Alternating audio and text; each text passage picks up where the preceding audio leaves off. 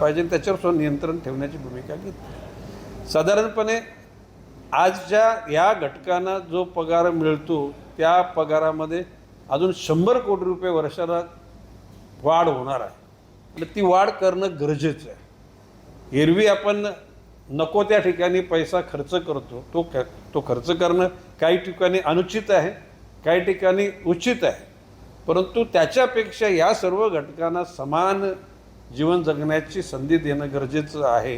आणि म्हणून आता येत्या कालखंडातल्या महासभांमध्ये, स्टँडिंग कमिटीमध्ये तशा स्वरूपाचे ठराव टाकले जातील आणि मंजूर होतील, जेणेकरून कुठलाही घटक त्या ठिकाणी असा अनरेस्ट, अतृप्तसारखा किंवा कुठेतरी बेचैन राहणार नाही।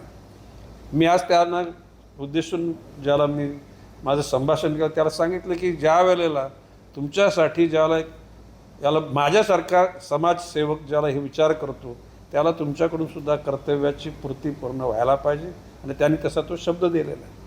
शिस्त निश्चितपणे पाळली जाईल, जनतेला रिझल्ट जे पाहिजे ते मिळाले जातील आणि त्याच्यापैकी अशा म्हणजे उद्याला 12-12, 15-15 वर्ष ठोक पगार, रोख पगार, त्यांची मुलं ज्याला विचारत असतील की बाबा तुम्ही परमनंट का नाही, तर तो काय उत्तर देणार? त्याच्या मुलाबाळांचं भवितव्य काय, त्या स्वतःचं भवितव्य काय? आणि म्हणून या बाबतीमध्ये निश्चितपणे हिमतीनं या सर्व लोकांना परमनंट करून त्यांना जीवनामध्ये आनंद देण्याचं मी ठरवलं आहे। माझे सर्व सहकारी त्या मताशी सहमत आहेत।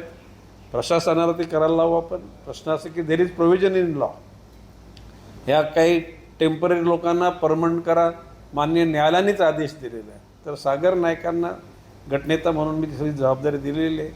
ते यथासंग महापालिकेचे आपले जे उच्च पदाधिकारी आहेत त्यांच्याशी, ज्येष्ठ सहकारी त्यांच्याशी चर्चा करून मी दिलेली ही भूमिका त्या ठिकाणी मांडतील, प्रस्ताव मांडतील, चर्चा घडवतील आणि त्याच्याला सर्वानुमते किंवा बहुमतानं पास करतील आणि एक शहरामध्ये, महाराष्ट्रामध्ये हा एक नवीन मेसेज जाईल की या ठिकाणी अशा प्रकारच्या सर्वसामान्य जे कर्मचारी आहेत या लोकांच्या जीवनामध्ये स्थिरता आणण्याचं काम आणि ह्याचं अनुकरण अन्य महापालिकांनी पण करावं अशी आमची इच्छा आहे।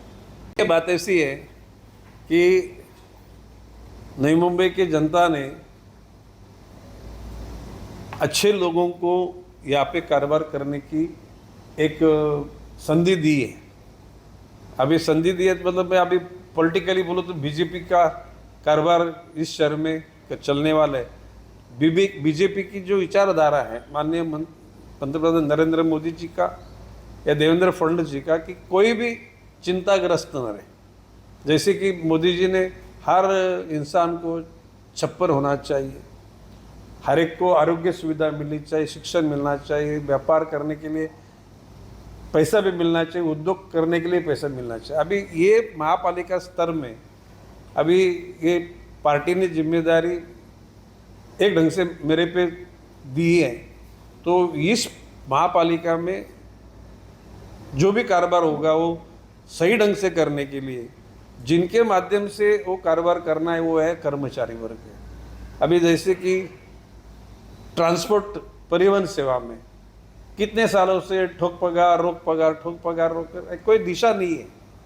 तो आने वाले महासभा में, स्टैंडिंग कमेटी में वो इन लोगों को basic DA allowances, private gratuity यानी स्थिर जीवन जीने के लिए जो भी ज़रूरत है वो करने का मैंने आदेश दिया है।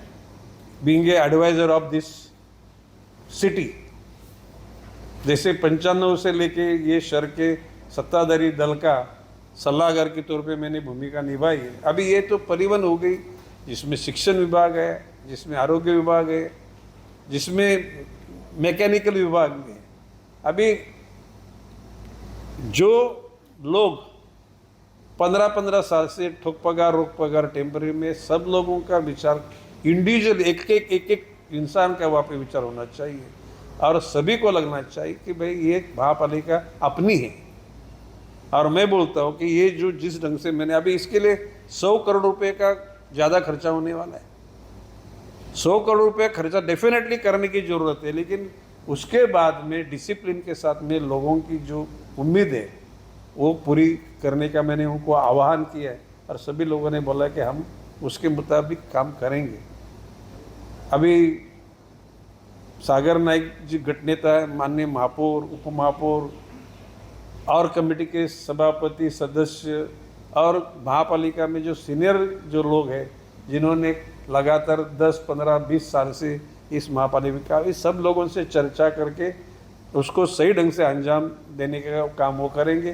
फाइनली वो मुझे रिपोर्ट करेंगे और उसी धारा में किसी दिन बड़े मैदान पे ये लोगों का खुशी का जलसा भी बनाया जाएगा। त्या दृष्टिकोनातून 3ऱ्या महिन्यामध्ये ह्याचा इफेक्ट मिळाला। 3ऱ्या महिन्यामध्ये साधारण आता आपण मार्चमध्ये आहोत, एप्रिल, मे, जूनच्या जो पगार होईल जुलैला त्या ठिकाणी हा पगार मिळावा अशी माझी अपेक्षा आहे। कायद्याच्या काय कक्षा असतील त्या सगळ्या आपण बघून घेऊ। सुदैवानं स्वच्छ मनातून जर एखाद्या घटकाविषयी जर आपण जर इच्छा त्याच्या जीवनाची चांगली वाटचाल व्हावी केली तर सगळ्यांचाच पाठिंबा त्याला मिळतो आणि मला विश्वास आहे की या गोष्टीला कोणी अडथळा घालेल असं मला वाटत नाही।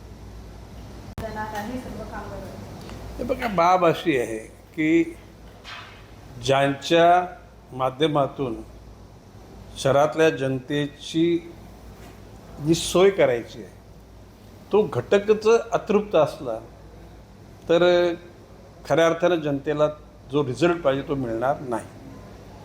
आणि म्हणून मी स्वतः ज्यावेळेला चिंतन केलं त्यावेळेला असं ठरवलं की भविष्यकाळामध्ये नवी मुंबई महापालिकेच्या अंतर्गत असलेले जे विभाग आहेत ज्याच्यामध्ये प्रामुख्यानं शिक्षण विभाग आहे, शिक्षण विभागामध्ये एकही घटक, शिक्षक असो, तो शिपाई असो, तो तिथला झाडूवाला असो की तो वॉचमन असो, हा परमनंट झाला पाहिजे। Basic DA allowances, provident fund, ग्रॅज्युएटी।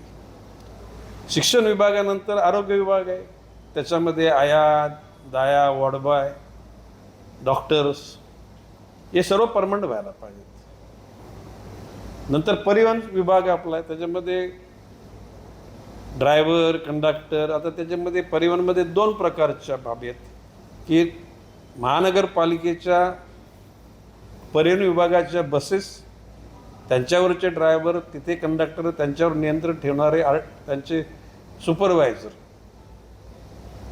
आणि नंतर महानगरपालिकेने पर किलोमीटर दरानं ज्या काही कॉन्ट्रॅक्टर लोकांना जबाबदारी देते त्यांच्या स्वतःचे ड्रायव्हर, त्यांच्या बसेस, पण कंडक्टर आपले आणि सुपरवायझर आपले, या सर्व गोष्टींचा बारकाईनं अभ्यास करून या महानगरपालिकेच्या सेवेमध्ये असलेल्या, उदाहरणार्थ परत घनकचरा, जे स्वच्छता करणारे जे कॉन्ट्रॅक्टर, कचरा वाहून नेणारे, सूखा कचरा, ओला कचरा, मेरे अंदाज से अभी जो मैंने बताया कि जून का पगार जुलाई में आएगा तब ये प्रक्रिया पूरी हो जाएगी, ऐसा मुझे लगता है।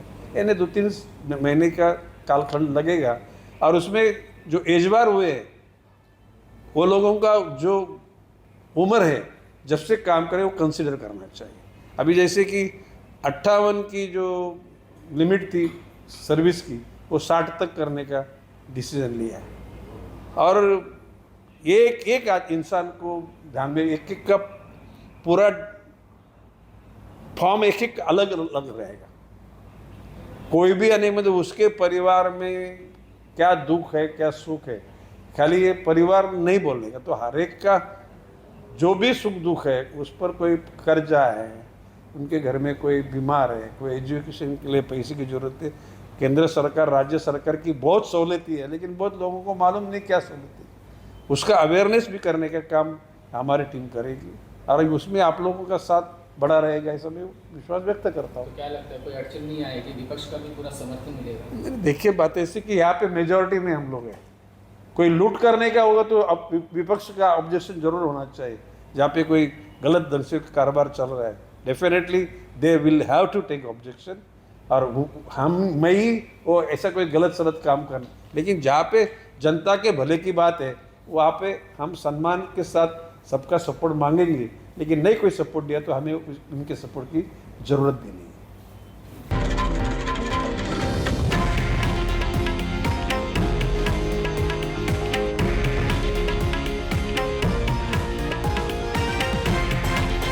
हे आहे देशातील नंबर 1 न्यूज नेटवर्क आणि आपण पाहत आहात TV9 मराठी, एकमेव.